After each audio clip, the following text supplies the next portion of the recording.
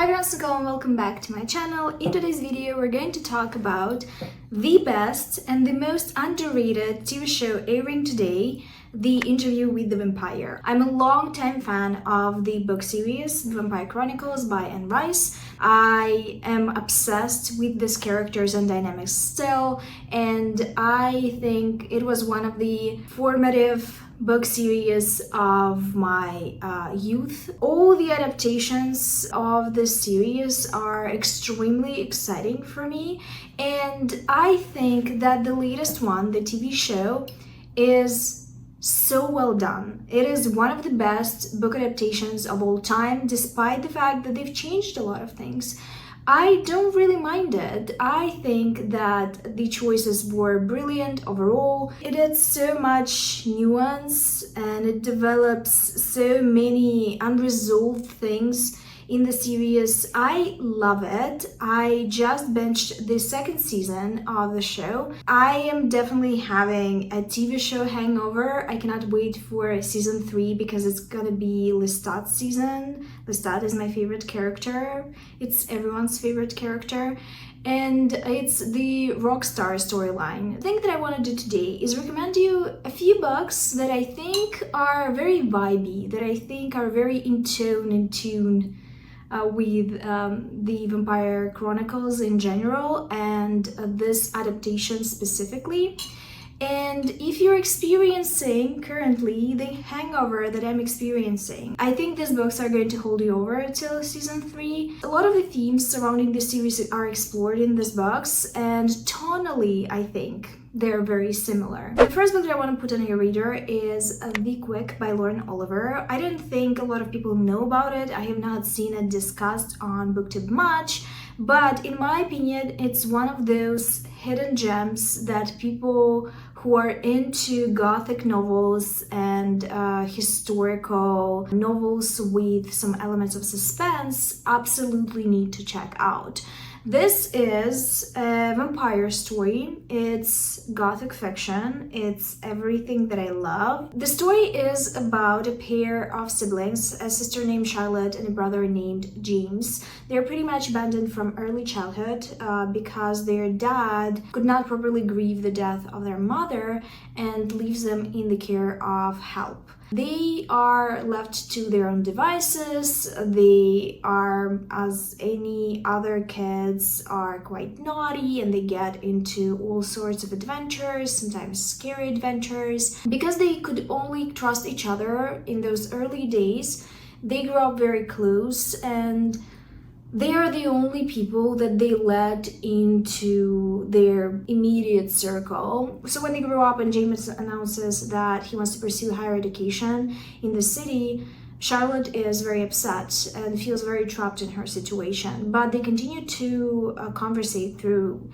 letters, though as the time goes by, James is more and more reluctant to reply.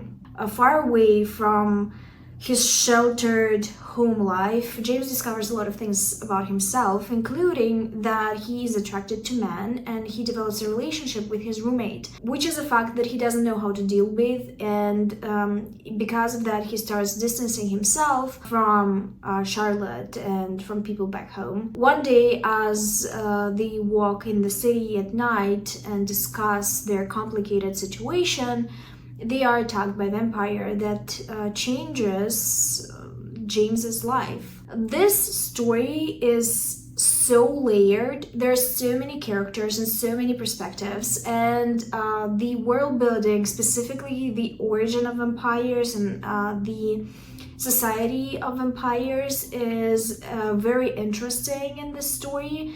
I think Lauren Oliver gave a lot of detail and nuance. She brought up some topics that are usually not talked in regards to vampires. There was even a scientific element to it.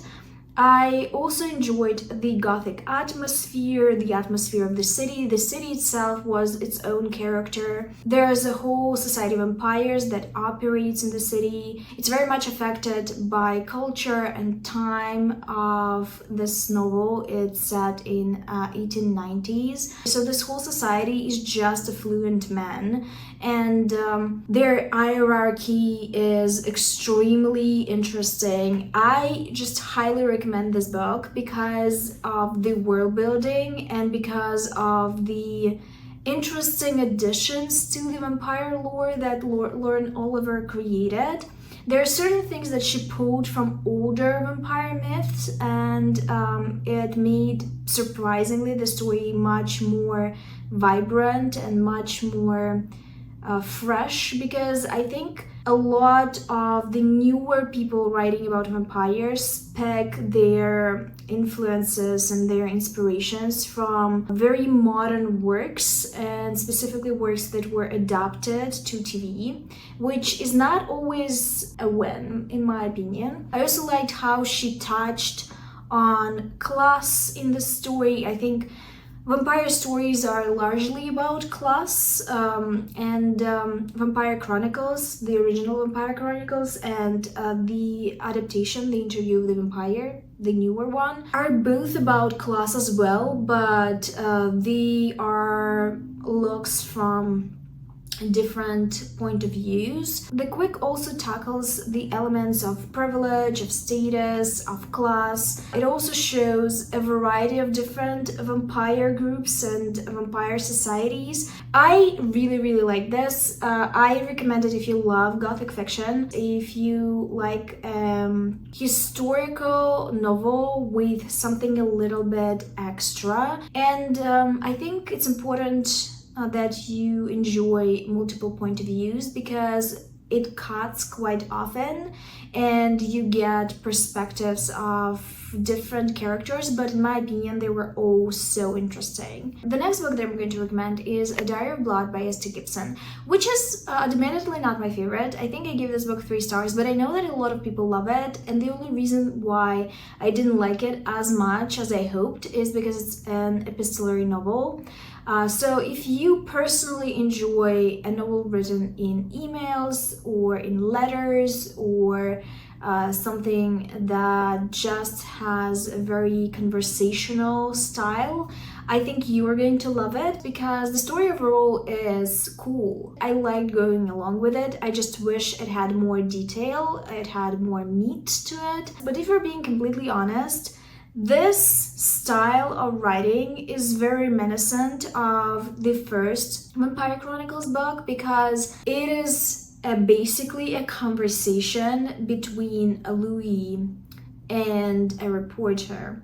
So it's a tape that we're technically listening to. Louis, in the first book, tells his story, the story of his origin, and he chronicles his adventures as he's trying to figure out what it means to be a vampire, if he can live with it and maintain his sanity. The Dowry of Blood is a Dracula-inspired story. It's in a way a retelling of the Dracula story, and it is from the point of view of Constanza, one of the Dracula's wives. This book is a long letter from her to her husband, Dracula, and in it she chronicles her journey, her life with him as she remembers. It's very Dracula critical. She unravels the abuse that she went through in a relationship with him, and all the other wives and husbands went through with him, and how they are, as the collective, decided that they're not going to tolerate his shit anymore, and that they're going to live for themselves,